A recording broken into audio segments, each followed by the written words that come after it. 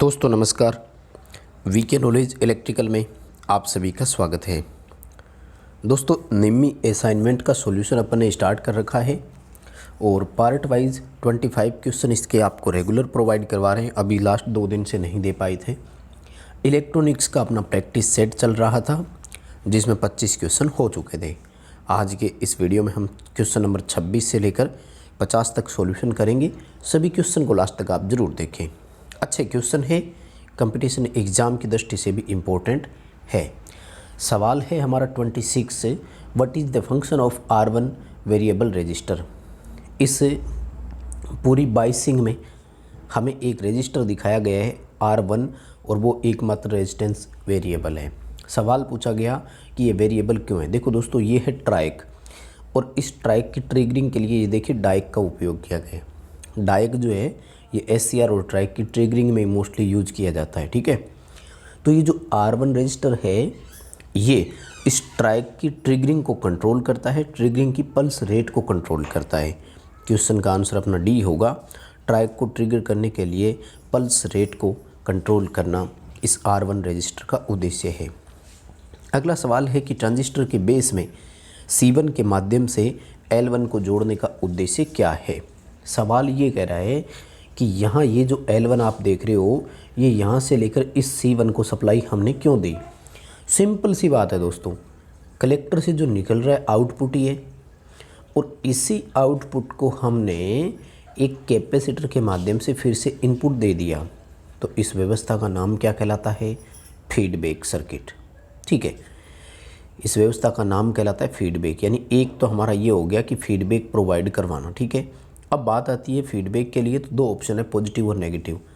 आप ध्यान से देख रहे होंगे कलेक्टर सिरे से लिया गया जहाँ पे प्लस होता है, इसलिए पॉजिटिव फीडबैक इसका आंसर हो जाएगा। अगला सवाल है कि चालक, अर्धचालक और अचालक में एक सामग्री तय करने के लिए मापदंड क्या है। यानी हम कैसे डिसाइड कर सकते हैं कि ये चालक है, ये अचालक है और ये अर्धचालक है। तो वो करते हैं अपन इनमें वैलेंसी इलेक्ट्रॉन, संयोजी इलेक्ट्रॉन के अस्तित्व से। जैसे अर्धचालकों में 4 होते हैं।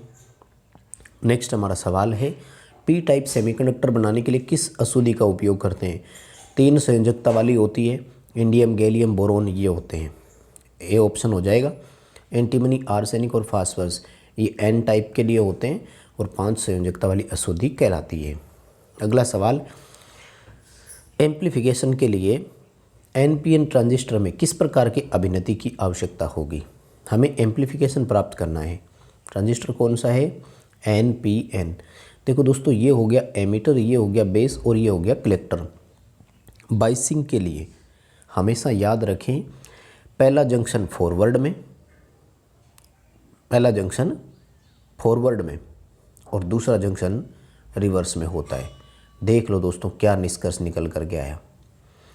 इस N को यानी एमीटर को नेगेटिव देना पड़ेगा, P यानी बेस को पॉजिटिव देना पड़ेगा और N को जो है वो भी हमें नेगेटिव देना पड़ेगा। क्वेश्चन का आंसर अपना जो है वो C रहेगा। बेस को पॉजिटिव, एमीटर को नेगेटिव और कलेक्टर को पॉजिटिव, क्योंकि हमें क्या करना है, फर्स्ट जंक्शन को फॉरवर्ड में जोड़ना है। ठीक है, तो इसमें क्या ऑप्शन के अकॉर्डिंग लिखा हुआ है, थोड़ा सा आगे पीछे लिखा है। बेस को पॉजिटिव, एमीटर को नेगेटिव और कलेक्टर को पॉजिटिव। क्वेश्चन का आंसर सी ही रहेगा, कोई डाउट नहीं है। अगला सवाल पूछ रहे हैं अपन से कि ट्रांजिस्टर सर्किट के फंक्शन का प्रकार क्या है। दोस्तों इस तरह के फंक्शन में, यानी दोनों तरफ देखो प्लस माइनस दिखाई दे रहा है। एमीटर हो गया, कलेक्टर हो गया, कॉमन बेस यूजेज है। ट्रांजिस्टर का ये प्रकार स्विचिंग ऑपरेशन कहलाता है, क्योंकि देखो ऑसिलेशन के लिए इसमें बहुत सारे रेजिस्टर, कैपेसिटर वो जुड़े हुए होते हैं। एम्प्लीफिकेशन और मॉड्यूलेशन के लिए भी ऐसा ही होता है। यानी सिर्फ और सिर्फ स्विचिंग ऑपरेशन के लिए, क्योंकि और बीच में हमें किसी प्रकार का कोई रेजिस्टेंस वगैरह नहीं दिखाया। अगला सवाल है कि एम्पलीफायर सर्किट में नेगेटिव फीडबैक का उद्देश्य क्या है। दोस्तों सबसे पहले तो मैं बता दूं, वेरी वेरी इंपॉर्टेंट क्वेश्चन है। हर किसी कंपटीशन एग्ज़ाम में हमने इस क्वेश्चन को देखा है। यहाँ तक कि इसरो और DRDO और दिल्ली मेट्रो में सबसे अधिक क्वेश्चन आया था ये। एम्पलीफायर सर्किट में नेगेटिव फीडबैक देने का उद्देश्य होता है डिस्टोर्शन को कम करना, विकृति या व्यवधान जो होते हैं उसको कम करना। हालांकि नेगेटिव फीडबैक देने से बाकी सारे काम भी गलत होते हैं, जैसे एम्प्लीफिकेशन फैक्टर घट जाता है, गेन कम हो जाती है, एफिशिएंसी कम हो जाती है। लेकिन डिस्टोर्शन घटना हमारे लिए बहुत इंपॉर्टेंट होता है, क्योंकि उतना ही शुद्ध वो अपन को आउटपुट प्रदान कर पाता है। अगला सवाल हमारा है, पावर कंट्रोल सर्किट में डायक का उद्देश्य क्या है? डायक दोस्तों केवल ट्रिगरिंग के लिए काम में लिया जाता है। किसकी? SCR और ट्राइक की ट्रिगरिंग के लिए सबसे ज़्यादा इसका उपयोग किया जाता है। अगला सवाल, फैन रेगुलेटर में कंट्रोल सर्किट में किस प्रकार के नियंत्रण उपकरण का उपयोग करते हैं? दोस्तों जिसका उपयोग कर सकते हैं जिसमें रेजिस्टेंस अधिक हो। और जैसा कि आप सभी जानते हैं कि UJT जो होती है उसके दोनों बेस टर्मिनल के बीच में 5 किलो ओम से लेकर 10 किलो ओम का रेजिस्टेंस होता है। तो UJT टाइमिंग परिपथों में, रिलैक्सेशन ओसिलेटर में और फैन रेगुलेटर के रूप में यूज की जा सकती है। अगला सवाल है कि SCR का कौन सा चतुर्थांश प्रचालन रिवर्स बाइसिंग में भारी करंट प्रदान करता है? दोस्तों SCR की अगर आप देखें तो ये फर्स्ट, सेकंड, थर्ड और फोर्थ, ठीक है, ये चतुर्थांश होते हैं, क्वाड्रेंट बोलते हैं इंग्लिश में। ये फॉरवर्ड का हो गया, ये रिवर्स का हो गया। तो रिवर्स बाइस में जो देता है वो कौन सा कहलाता है? थर्ड क्वाड्रेंट कहलाता है। अगला सवाल, लॉजिक गेट कौन सा हो सकता है? A+B की बार। देखो A+B जो होता है ये होता है OR गेट का, इस पर बार लगा दी, इसका मतलब बन गया NOR गेट, C ऑप्शन होगा। अगला हमारा सवाल है कि CRO में टाइम बेस कंट्रोल स्विच या नोब का उद्देश्य क्या है? टाइम बेस सिग्नल जो होता है वो स्वीप की स्पीड को सिलेक्ट करता है, टाइम बेस, ठीक है। टाइम के साथ यानी समय के साथ जो अपन को स्वीप डिसाइड होगा, बनेगा, उसकी स्पीड कितनी होनी चाहिए? क्वेश्चन का आंसर A होगा। अगला सवाल कह रहा है, ट्राइक मोटर कंट्रोल सर्किट में एक स्नबर सर्किट का उपयोग हम क्यों करते हैं? दोस्तों ये तो मैं पहले भी दे चुका हूँ। ये ट्राइक को जब अपन अचानक कंडक्शन ऑफ करते हैं तो उस दौरान वोल्टेज उत्पन्न होती है जो उसको गलत ट्रिगर ना कर दे, फिर से उसकी प्रोटेक्शन के लिए होता है।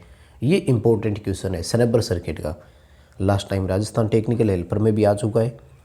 तो ट्राइक को गलत ट्रिगरिंग से बचाने के लिए, अवॉइड करने के लिए इसमें स्नबर सर्किट का उपयोग किया जाता है।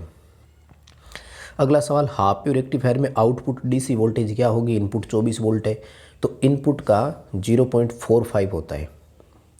हाफ वेव रेक्टिफायर में आउटपुट ज्ञात करने के लिए फॉर्मूला होता है 0.45 × VRMS, तो लगभग 10.8 आएगा।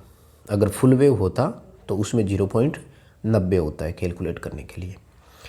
अगला सवाल है कि जर्मेनियम की तुलना में सिलिकॉन द्वारा अधिकांश अर्धचालक उपकरण क्यों बनाए जाते हैं? दोस्तों जर्मेनियम की अपेक्षा हम सिलिकॉन के ज़्यादा काम में लेते हैं, ठीक है। इसलिए लेते हैं कि इसका बैरियर पोटेंशियल ज़्यादा होता है। कितना? 0.7 वोल्ट। और बैरियर पोटेंशियल हाई क्यों होता है?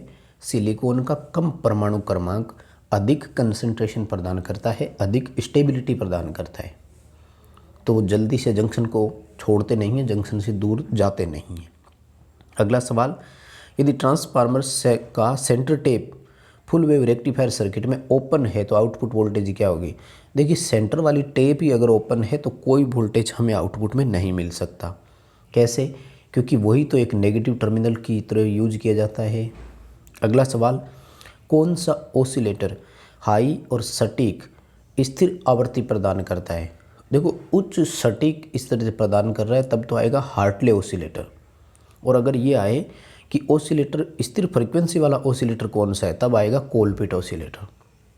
अगला सवाल है, एक ट्रांजिस्टर में बेस का विशेष गुण क्या है? सिंपल सा क्वेश्चन है, सब जानते हैं। हल्का डोपिंग होता है और पतला होता है, ठीक है। एमीटर की डोपिंग सबसे अधिक होती है, कलेक्टर की डोपिंग उससे कम और बेस की सबसे कम। भौतिक साइज के रूप में मैं बात करूं तो कलेक्टर सबसे बड़ा होता है, एमीटर उससे छोटा होता है और बेस सबसे पतला होता है।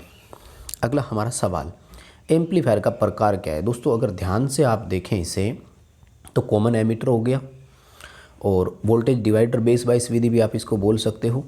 ओके, कॉमन एमीटर इतना ही लिखा है, ठीक है, डी ऑप्शन हो जाएगा, कॉमन एमीटर एम्पलीफायर, ठीक है। देखो एमीटर को यूज किया है वोल्टेज डिवाइडर बेस बाइस विधि भी बोल सकते हैं इसको, अपन बाइसिंग के लिए यूज करते हैं तो। और अगला हमारा सवाल है कि कौन सा प्रतिरोधक एक सामान्य एमिटर वोल्टेज में वोल्टेज गेन को निर्धारित करता है। देखो दोस्तों, गेन होती है आउटपुट प्राप्त करना, ठीक है। तो आउटपुट का रेजिस्टेंस जो होता है ये RL कहलाता है, ध्यान रखना। भी गेन का मतलब सीधा सीधा ये होता है कि आउटपुट बटे इनपुट, ठीक है। और एकमात्र गेन सिस्टम, गेन का हिंदी में देखो मतलब ही लाभ होता है, तो गेन सिस्टम ही ऐसा है जिसमें आउटपुट जो है वो इनपुट से अधिक होती है। जैसे 5 के बदले 25 मिलना, तो गेन कितनी हो गई, 5 हो गई। यानी 5 वोल्ट इनपुट दिया, आउटपुट में 25 वोल्ट वो कर रहा है, एम्प्लीफिकेशन हो गया एक तरह से। और इसका डिसाइड कौन करेगा, जो लोड प्रतिरोध के सिरों पर प्राप्त होता है, यानी RL के टर्मिनल पर जो मिलती है ना, वो डिसाइड करता है यहाँ पर। अगला सवाल है, कौन सा मल्टी वाइब्रेटर आउटपुट में पल्स वेव फॉर्म प्रोड्यूस करता है। देखो दोस्तों, मल्टी वाइब्रेटर होते हैं 3 तरह के, अस्टेबल, बाइस्टेबल और मोनोस्टेबल, ठीक है। अस्टेबल जो है ना, नाम से ही पता लग रहा है, देखो दोहरावदार, दोहरावदार का मतलब क्या है, ऐसे ऊपर नीचे होना, तो वेव से ही पता लग गया कि वो स्टेबल नहीं है ना। क्वेश्चन का आंसर ये होगा। अस्टेबल क्या होता है कि इसमें कोई स्थायी अवस्था नहीं है। बाई स्टेबल का मतलब है इसमें 2 स्थिर अवस्था है, एक बार ऊपर जाएगा एक बार नीचे आएगा।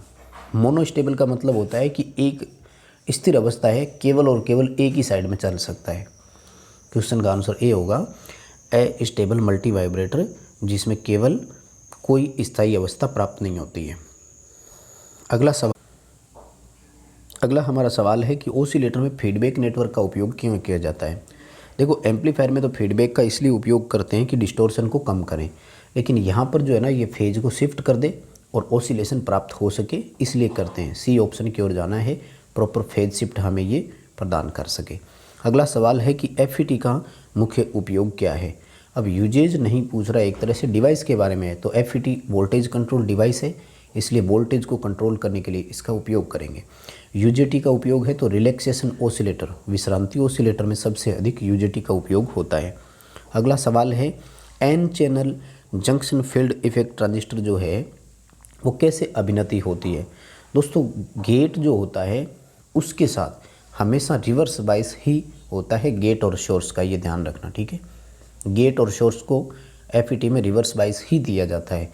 अब N चैनल है तो उसमें हमें ये ध्यान रखना होगा कि सोर्स जो है उस और अपन को P जोड़ना है, जो गेट है वहाँ पर नेगेटिव देना है। अगर P टाइप चैनल होता तो हमें सोर्स है वहाँ पर नेगेटिव देना है और गेट पर हमें पॉजिटिव देना है, इतना सा ध्यान रखना था। D आएगा क्वेश्चन का आंसर। बस दोस्तों, ये थे आज के लिए 25 क्वेश्चन। यदि क्वेश्चन पसंद आए तो वीडियो को लाइक ज़रूर करें, अपने फ्रेंड्स को भी आगे शेयर ज़रूर करें। आप यदि चैनल पर नए हो तो चैनल को सब्सक्राइब ज़रूर करें।